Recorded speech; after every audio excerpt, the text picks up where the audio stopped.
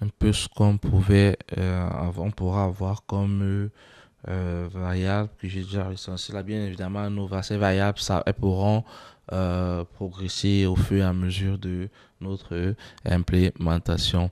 Alors, sans plus tarder, on va créer la première méthode. La première méthode, c'est la méthode qui permet de créer la connexion. Du moins, le joueur A, quand je parle du joueur A, c'est principalement le joueur qui initie la connexion, celui qui lance le jeu, si vous voulez parler simplement. Voilà, c'est une méthode asynchrone.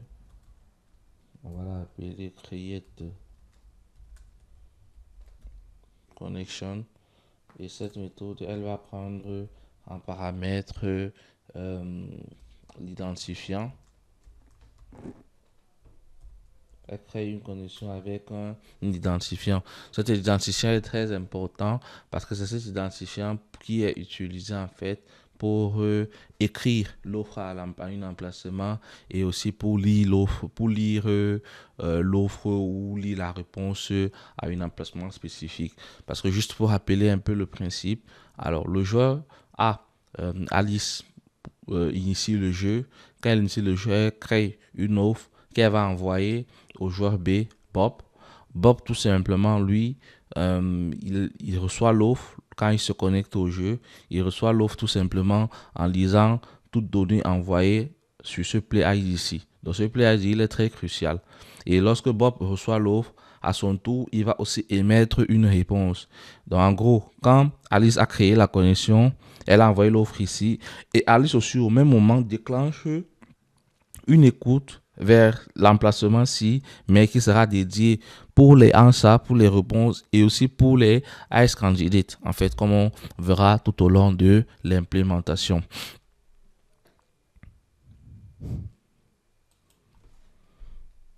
Alors, qu'est-ce qui se passe? Tout simplement là, on a, on va assigner le Play ID global au Play ID utilisé pour créer la connexion. Ensuite, on va aussi associer l'objet RTCP Connection à une nouvelle instance d'RTCP Connection qu'on va créer, bien évidemment, avec la configuration.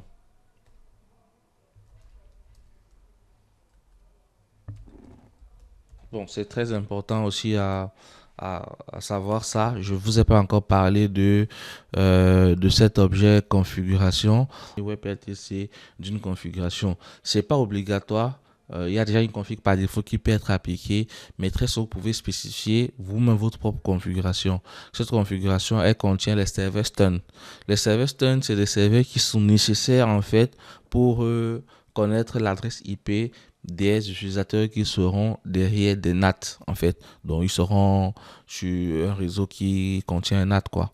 Bon, la configuration que vous pourrez trouver, la configuration classique et triviale que vous pourrez trouver sur le site même de WebRTC, c'est celle-ci qui utilise les serveurs Stern de Google. Bon, le Stern, je vous laisserai regarder en profondeur ce que c'est dans la documentation de WebRTC, mais globalement, un serveur Stern, c'est un serveur en fait qui permet de faire ce qu'on va appeler la résolution d'adresse IP pour des utilisateurs derrière un NAT. Et maintenant, un TUN sera tout simplement un TUN, ce sera tout simplement TURN, tant pour moi, ce sera tout simplement une sorte de serveur relais.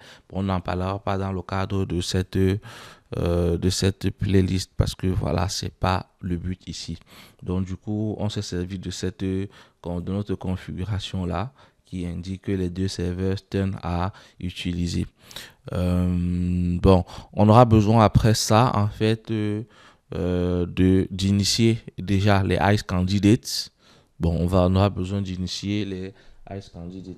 Ici, on va mettre setup ICE en fait. Hein. Donc, c'est une méthode qu'on va créer plus bas parce qu'on a besoin d'échanger des ICE candidates. Une fois qu'on a que l'émetteur et le récepteur, Alice et Bob, ont échangé à la fois l'offre et le récepteur, la prochaine étape, c'est d'échanger ce qu'on appelle des ICE candidates. Donc, la méthode de setup ICE n'étant pas encore créée, on la fera plus bas. Maintenant, qu'est-ce qu'on va faire? On va aussi, sans plus tarder, créer le data channel. Le data channel. Et ce data channel, en fait, c'est tout simplement, on le crée depuis avec FTC Data Channel. En fait, voilà. Et on peut l'appeler, vous pouvez donner un label, hein. Voilà, pour dire que voilà, nous permet de déplacer des pions en fait lors de notre jeu. Et une fois que c'est fait, on aura aussi une méthode, quand on a créé le data channel bien évidemment, on aura aussi une méthode qu'on va appeler setup data channel. On va initialiser le data channel.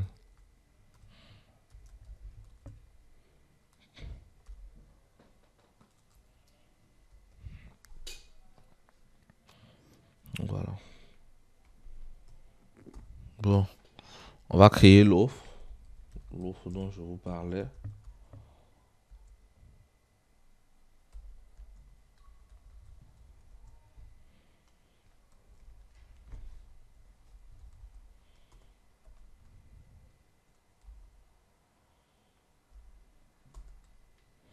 On va créer l'offre et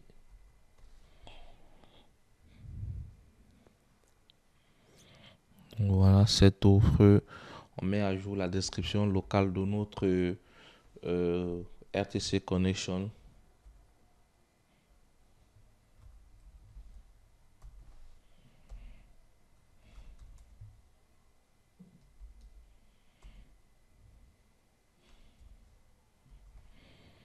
Et ensuite, on va pousser cette offre-là via notre serveur de signalement pour que le père distant soit informé qu'il y a une offre qui puisse la lier afin qu'on puisse établir la connexion. Bon, on va appeler notre Firestore Service via sa méthode Write Data et on va spécifier en fait qu'on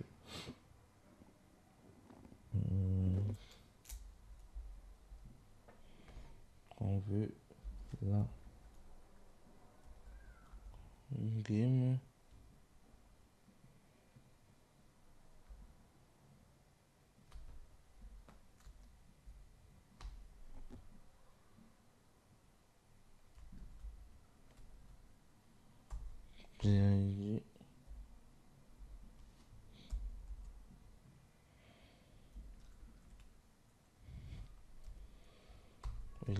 Voilà l'offre, tout simplement. Bon. En quoi consistent les méthodes Setup Ice et Setup Data Channel? Alors, on va les regarder, on va les écrire en profondeur aussi, ces deux méthodes. Bon, du moins, puisque le Setup Ice c'est un service assez générique, je l'ai déjà écrit pour vous. Je vais juste le copier et vous l'expliquer.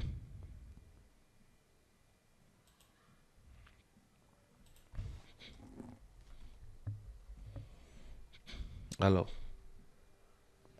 que fait le setup Ice tout simplement? On écoute, on déclenche une écouteur sur notre objet RTC Peer Connection et on écoute en fait les Ice Candidates entrant. Lorsqu'il y a un Ice Candidate qui arrive en fait, alors tout simplement on va construire cet objet qu'on appelle Ice Candidate Data et on va l'écrire en fait à l'emplacement suivant Game Play ID Ice.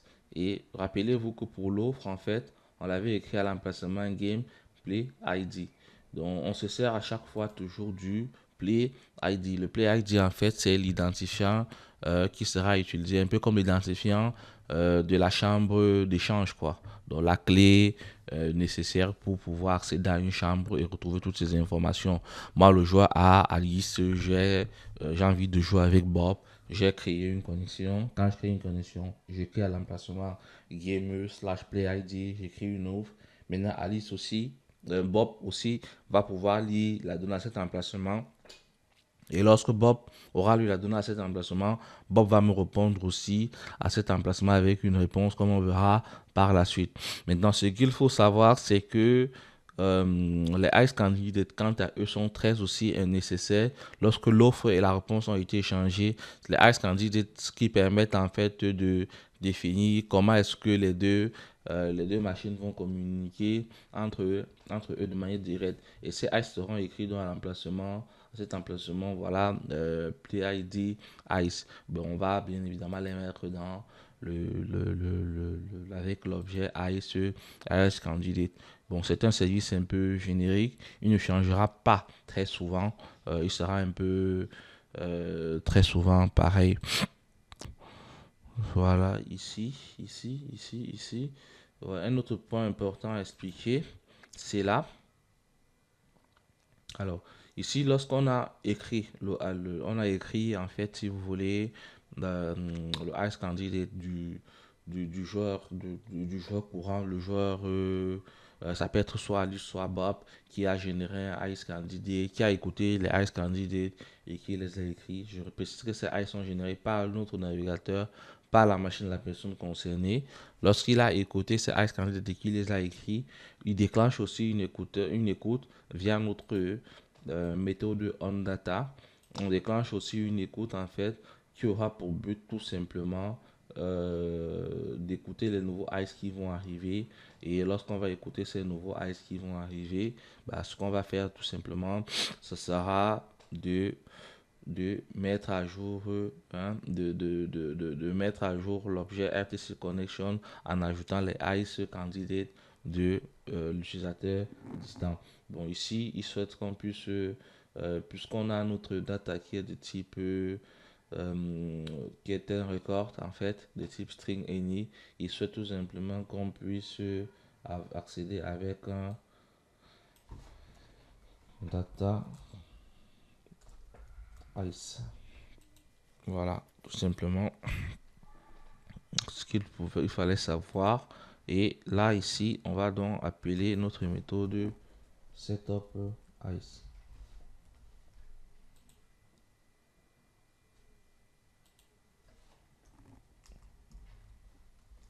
Voilà. Et pour le data channel,